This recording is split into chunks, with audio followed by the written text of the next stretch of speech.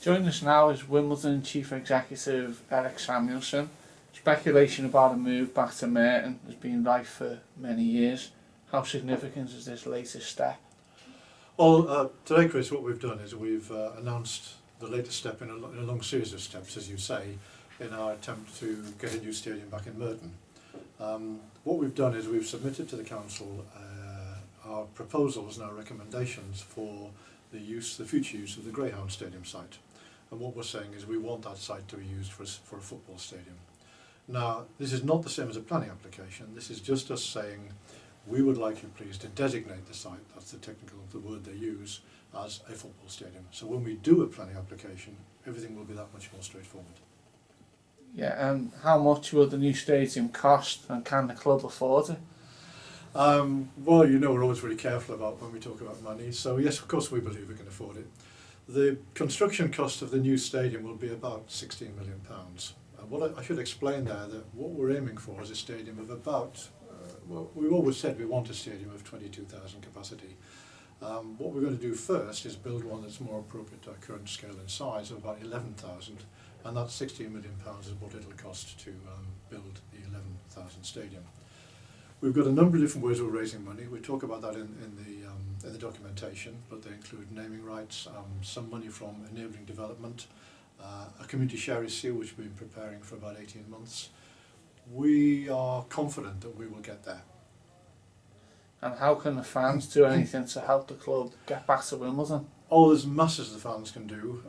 What we'll be doing very soon is explaining in a bit more detail exactly what the stadium is about, what we're aiming to do, what the facts are, so that fans can approach their councillors, write to the council, whatever is appropriate for them.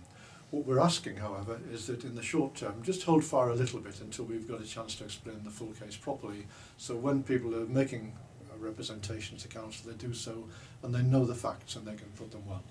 And you say that it could take 3 years for the new stadium to be built.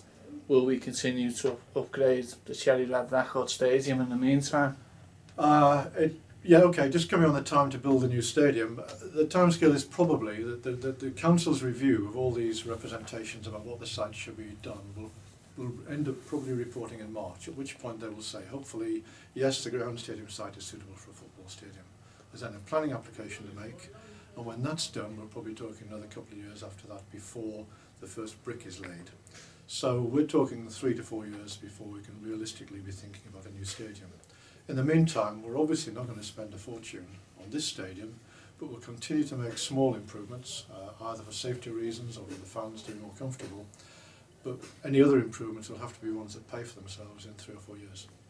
Yeah, and if we do get the go-ahead, what will happen to this stadium and Kingstonian's future? There's a whole range of options that we've talked about in the past, and indeed 2 or 3 months ago I talked to the joint Kingstonian chairman just to bring them up to date with what we were doing, and they are on board with all of that, and we've talked about it. What we need to do now is have further discussions. What we've always said is that, you know, given what happened to us and the history of us, we must act responsibly and properly towards Kingstonian. I've always reassured that and reaffirmed that to Kingstonian, and we'll be doing that when we meet them in the next 2 or 3 weeks. And what happens next in this project? Well, later today, shortly after that we're filming this interview, our documentation will become public on the Merton website. At the end of the month, Merton will send submissions, will collate submissions about every possible site in the borough. It's not just the Greyhound Stadium site they're looking at, as to what it might be used for. That'll be sent to an independent government inspector who will basically decide what the future use of all these sites are. And clearly there's one of them that matters most to us. We need him or her to say that this is a site for a football stadium, or at least a site suitable for a sports stadium, and then we can get on with the planning application. So this is a significant step forward, but to put it into context, typically from the first thinkings of a new stadium to opening one is 10 years.